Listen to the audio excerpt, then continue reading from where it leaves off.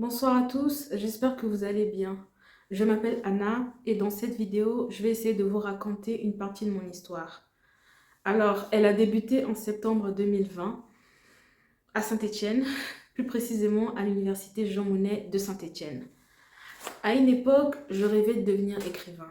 Du coup, ma tante, qui était accessoirement ma garante, mais en même temps ma seule famille ici en France, m'avait conseillé de m'inscrire en fac de lettres par le biais d'une plateforme qui s'appelait Parcoursup. Je me suis lancée et j'ai obtenu une inscription universitaire à l'université Jean Monnet de Saint-Étienne. L'étape 1 avait été franchise et l'étape 2, c'était de trouver un logement à Saint-Étienne. Je me suis lancée, j'ai visité de nombreux appartements affiliés à des particuliers. J'ai aussi été dans des résidences universitaires privées parce que les résidences universitaires publiques, le Crous, ils n'avaient plus de place. Du coup, j'ai réussi à m'entretenir avec une dame qui travaillait dans une petite agence et elle m'avait trouvé un studio libre de suite, meublé, correct, près de l'université. Mais au moment de la signature du bail, une dame m'appelle, elle travaillait au Crous et elle me dit qu'une chambre vient de se libérer et c'est la seule. Si je la veux, je n'ai qu'à me rendre tout de suite à l'accueil du Crous. Alors j'arrête tout, je plaque tout et je prends mes affaires pour m'installer au Crous. Arrivée sur place, je constate que je serai installée dans une chambre de 9 mètres carrés avec des sanitaires et des douches communes et que je vais aussi partager la cuisine avec d'autres résidents, ainsi que la cour, les salles de jeu, les salles de sport, bref, un environnement convivial, comme un peu en Afrique. Je me réjouissais d'apprendre à connaître mes nouveaux voisins et surtout de commencer les cours. J'étais aussi impatiente. Voilà, j'étais une étudiante naïve, des étoiles plein les yeux et un rêve à réaliser, vivre de mes livres, tout simplement. Quelque temps plus tard, j'apprenais la mort de ma tante. Jusqu'à présent, on ne m'a jamais dit ce qui s'était réellement passé, mais jusqu'à présent, je me répète, mais j'ai du mal à en parler. Le deuil a été difficile. Elle était ma meilleure amie, ma seule famille, et je ne sais pas pourquoi, mais j'ai senti qu'une partie de moi avait été arrachée après l'annonce de son décès. J'essaie de surmonter ce drame. Je me fais même un petit ami. Je rencontre un garçon qui devient mon petit ami. Et avec ça, je réussis à valider mon année. Après la validation de mon année, on entre dans une période assez difficile, celle du Covid. Et les choses ont fini par devenir totalement différentes. Je n'avais plus de garante. Le Covid nous avait isolés. Je ne voyais plus les amis que je m'étais faites en résidence universitaire. Je ne voyais plus les amis que je m'étais faites à l'université. Certains rentraient chez eux, au sein de leur foyer. D'autres s'installaient ailleurs avec leurs compagnons, de peur de succomber à la solitude. Et moi, j'étais là, dans ma chambre de 9 mètres carrés. Je regardais des animés. J'en ai regardé énormément, beaucoup même, trop. Et j'attendais que cette phase puisse passer. Je me remettais à peine de la mort de ma tante et il fallait que je puisse traverser une toute autre épreuve. C'était très très difficile. Les factures s'accumulaient, je ne payais toujours pas le loyer et malgré les nombreux CV et lettres de motivation que j'envoyais, je n'étais jamais prise. Soit je manquais d'expérience, soit les heures de cours ne correspondaient pas aux horaires que l'employeur proposait aux étudiants. Alors, j'en ai parlé à l'assistante sociale du Crous, qui avait refusé de me recevoir une première fois, mais qui a dû me recevoir une deuxième fois parce que la responsable de la résidence ou la directrice de ma résidence l'avait appelée pour la prévenir de ma situation, que j'avais accumulé les impayés au niveau de mon loyer et que si ça continuait, elle déciderait de m'expulser du logement avant la période hivernale. Alors, l'assistante sociale du Crous a enfin accepté de nous recevoir et je lui ai expliqué ma situation. Elle était désolée pour moi, mais elle m'a dit clairement qu'il fallait que je puisse faire appel à mes parents si je voulais avoir de l'argent pour m'en sortir ici en France. Ça faisait longtemps que je n'avais plus parlé de mes parents. Ils étaient tous les deux retraités et dans le pays où ils résidaient, ils ne percevaient pas de pension. Ils étaient à la charge de ma grande sœur qui avait 2 enfants, un foyer à entretenir et énormément de problèmes à régler. Alors, je ne les parlais jamais. Je lui ai dit que ça allait être compliqué et que comme je n'arrive pas à trouver du travail, si le Crous peut m'aider temporairement, au moins pour essuyer les quelques dettes que j'ai accumulées, je pense sincèrement que je ne vous décevrai pas. Voilà.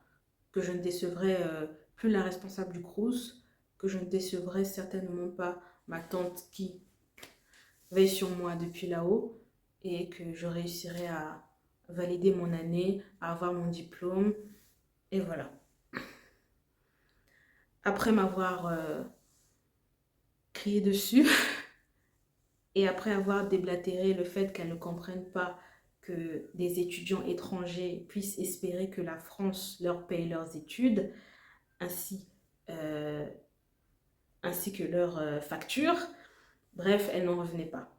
Elle a aussi dit qu'elle ne comprenait pas pourquoi des étrangers venaient en France sans papier, alors que j'avais mes papiers à jour. J'avais un titre de séjour à cette époque-là. Et elle a aussi dit pourquoi elle ne comprenait pas que des parents puissent abandonner financièrement leur enfant de cette façon. Elle a déblatéré énormément de choses et j'en ai pleuré. D'ailleurs, je ne sais pas pourquoi j'en ai pleuré. La violence de ces mots a eu un impact sur ma condition d'étudiante. Et je n'ai plus jamais fait appel au Crous. Je n'ai plus jamais fait appel au Crous. Je me suis débrouillée. J'ai essayé tant bien que mal de décrocher une place dans un fast-food à Saint-Étienne où les conditions de travail étaient déplorables. On se partageait presque les tenues de travail parce que l'employeur n'avait pas de budget consistant pour ce genre de choses. Et certains collègues n'étaient pas agréables, certains étaient méchants, voire même racistes, islamophobes aussi, car une collègue à moi avait subi une agression assez violente de la part d'un autre de mes collègues. Et quand elle a essayé d'aller en parler, on a tout de suite dit que de toute façon, comme elle était marocaine, elle n'était pas dans son pays, elle n'avait pas son mot à dire et que si elle n'était pas contente, elle devait quitter ce travail. Une autre de mes collègues, qui était tunisienne, l'employeur avait décidé de mettre fin à sa période d'essai. Il prétendait qu'elle n'était pas assez compétente, assez rapide, assez réactive, assez autonome et qu'elle devait rendre la tenue et s'en aller le lendemain. Elle a pleuré dans son bureau. Elle lui a dit que si il la renvoyait, elle ne pourrait plus payer sa chambre, assurer sa survie, continuer ses études et que ce serait difficile. L'employeur lui a demandé d'aller voir une assistante sociale et qu'ici, on ne faisait pas du service à la personne. J'étais témoin de tout ça et j'ai prié que ça ne puisse pas m'arriver parce que sans ce travail, je ne pourrais pas survivre. J'ai continué à travailler dans ce fast-food jusqu'à une période de confinement. Alors, tout le monde est reparti à la maison, tout simplement. Quelques jours plus tard, on a appris qu'un de nos voisins s'était donné la mort dans sa chambre. Les policiers sont arrivés. la responsable de la résidence est aussi arrivée et on a essayé de savoir ce qui se passait. Mais à cette époque-là, on nous avait dit qu'il était malade, qu'il ne s'était pas suicidé. Mais peu de temps après, de par la famille, on avait appris qu'il s'était donné la mort. La solitude, les dettes qu'il avait accumulées, ainsi de suite. Quelques semaines plus tard, on apprenait l'immolation de ce jeune étudiant à Lyon devant sa résidence universitaire. Et le peu d'amis qui me restaient, moi-même, on était tétanisés. On ne savait pas ce qui se passait. On avait peur. On a essayé d'organiser des groupes de soutien. Les références étaient des étudiants comme nous qui venaient frapper à nos portes pour parler et pour s'assurer de notre stabilité psychologique, de notre stabilité mentale. Et voilà. Cette année-là, j'ai échoué. J'ai redoublé ma deuxième année de lettres et histoire. Et j'en ai discuté avec ma conseillère d'orientation et elle m'a proposé d'opter pour les formations en alternance. Honnêtement, les amis, je les comprenais. Pourquoi je dis ça? Parce que si je suis un employeur, imaginez que je sois un employeur.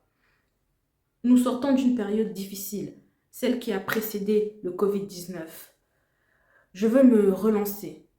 J'ai pas de temps à perdre, il me faut de l'argent. Je veux un employé qui a un profil impeccable. Je veux qu'il soit compétent, réactif, autonome. Je veux qu'il soit stable. Moi, je ne correspondais pas à ce profil. J'étais étudiante étrangère. Je devais travailler pas plus de 19 heures par semaine, voire 20 heures par semaine et encore avec l'emploi du temps de dingue qu'on nous donne à l'école. Ça marchait pas. Ça marchait pas. Et même cette histoire d'alternance, je me demande si ça fonctionne.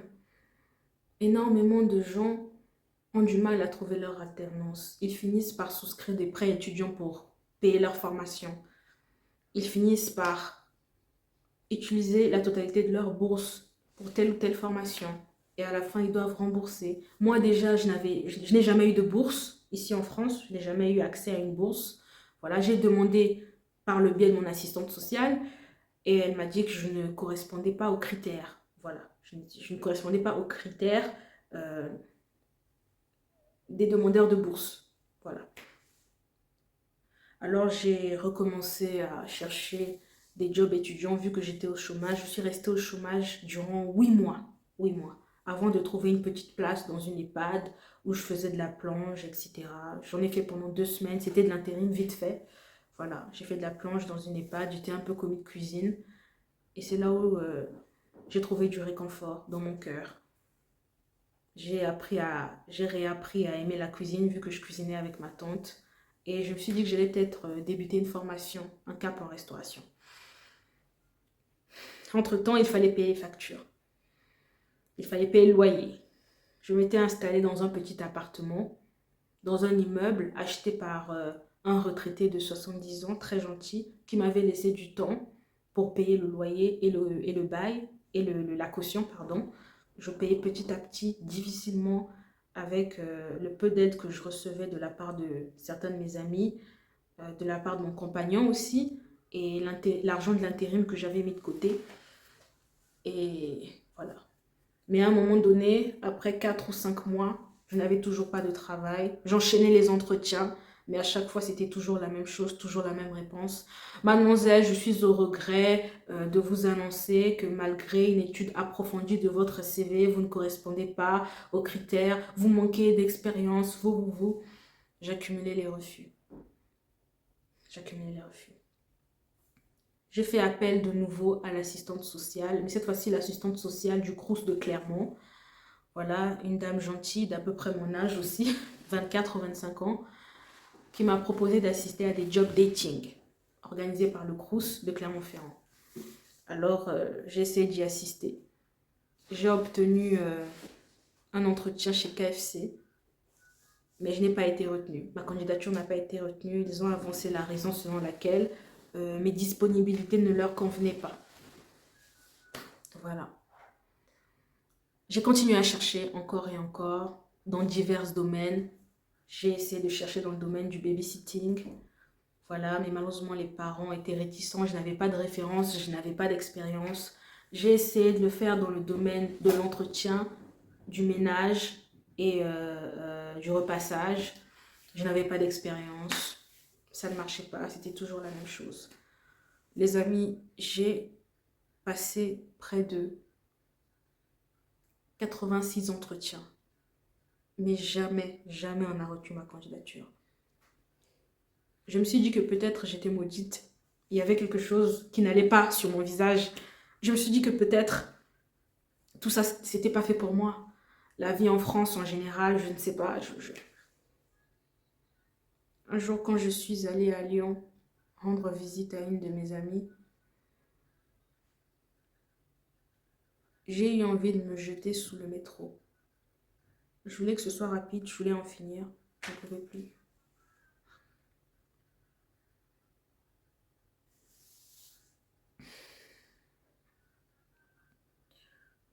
Mais on m'a conseillé de m'accrocher. J'ai vu une psychologue qui aidait les étudiants au Crous. J'ai discuté avec elle. Elle m'a d'ailleurs beaucoup aidée d'un point de vue psychologique, moral. J'ai essayé de m'accrocher. J'ai continué à postuler et j'ai réussi à obtenir une petite place dans un quick où il me faisait travailler 15 heures par semaine. Je gagnais à peu près 400-500 euros par mois. Mais j'ai pu garder ce boulot pendant 3 mois seulement. Après, ils ont mis fin à ma période d'essai, sans même me dire pourquoi. Je n'ai pas reçu de lettre, rien. Mais j'ai bien vu que énormément d'employés de leur boîte revenaient de vacances, c'était en été, et comme ils revenaient de vacances et qu'il y avait un surplus, il fallait qu'ils puissent renvoyer ceux qui avaient moins d'expérience, ceux qui... moi, je suis étudiante, je travaille que 15 heures par semaine, je ne peux pas faire des heures sup. Voilà, je n'ai pas autant d'expérience que ces personnes-là qui ont travaillé 10-15 ans dans la même boîte. Du coup, ils préfèrent l'ancienneté, voilà, à la nouveauté. Ils m'ont dit de partir, j'ai rendu la tenue et je me suis retrouvée de nouveau au chômage.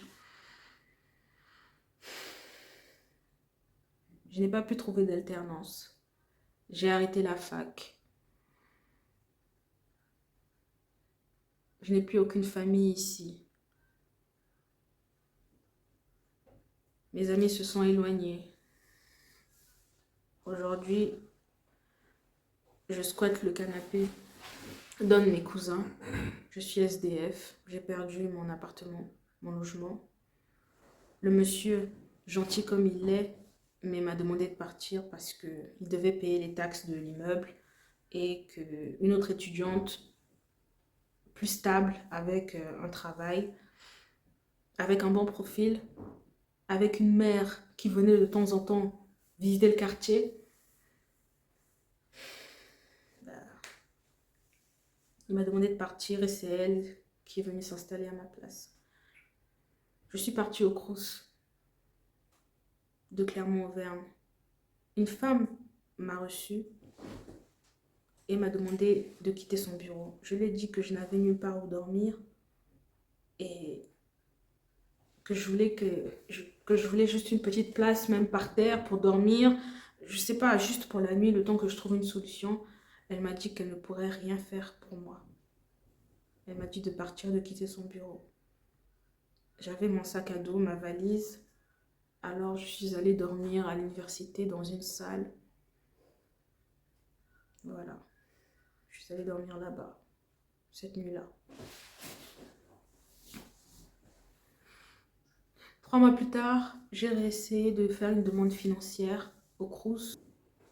Tout ce que je voulais, c'était vivre de mes livres. Mais si dans l'immédiat, les conditions n'étaient pas réunies, il fallait que je puisse me résigner. J'ai quitté la fac, je me suis installée à Clermont-Ferrand et j'ai pris contact avec une école qui proposait des formations professionnelles. Il y en avait en communication, il y avait des formations d'assistant juridique, des formations affiliées au social. Et du haut de mes 22 ans, parce que j'avais 22 ans l'année dernière, aujourd'hui j'en ai 23. Du haut de mes 22 ans, je me disais que l'alternance allait peut-être être ma porte de sortie, vu que le gouvernement avait débloqué une aide financière versée aux entreprises pour engager des étudiants en alternance. Mais malheureusement, le même problème se posait. J'envoyais plus de 100 CV par jour, plus de 100 lettres de motivation. Je corrigeais les moindres détails, mais ce n'était jamais assez. Je n'étais soit pas compétente, soit je n'avais pas suffisamment d'expérience, soit mon emploi du temps ne les correspondait pas. C'était toujours les mêmes raisons que j'avais entendues quand je cherchais des petits jobs étudiants. Les prélèvements passaient toujours, j'avais des arrêts de rejet. J'ai accumulé un découvert de près de 300 euros. Je ne pouvais pas payer les frais d'entretien de mon compte bancaire. Je ne pouvais pas payer non plus les arrêts de rejet, les cotisations, les frais d'irrégularité, d'incident. Du coup, ils ont gelé mon compte et ma conseillère m'a dit que je serais fichée si je ne remboursais pas. Alors j'ai contacté le Crous de nouveau, mais je me suis dit que ce serait la dernière fois parce qu'à chaque fois je tombe sur des personnes qui ne sont pas bienveillantes et qui me conseillent de laisser tomber et de retourner chez moi.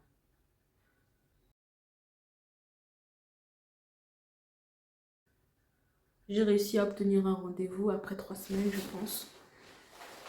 La commission devait siéger le lendemain, heureusement, et j'ai obtenu leur réponse. J'ai reçu 250 euros. Je ne dis pas que c'est rien, mais je lui ai expliqué que j'étais SDF, que je n'avais plus personne, que je ne pouvais plus me nourrir. Mais voilà. Ils m'ont viré 250 euros. Je les remercie, c'est gentil. Et je vais essayer de m'accrocher encore et encore. Je ne sais pas, les amis. Je vous en parle parce que vous êtes nombreux sur la toile. Vous allez peut-être me conseiller. Moi, je veux juste avoir un travail. C'est tout ce que je demande. Je veux obtenir une alternance ou un job étudiant. Je veux réussir ma vie, avoir un jour une porte de sortie, payer mes factures, fonder une famille, pourquoi pas. Voilà quoi. Merci de m'avoir écouté. Au revoir.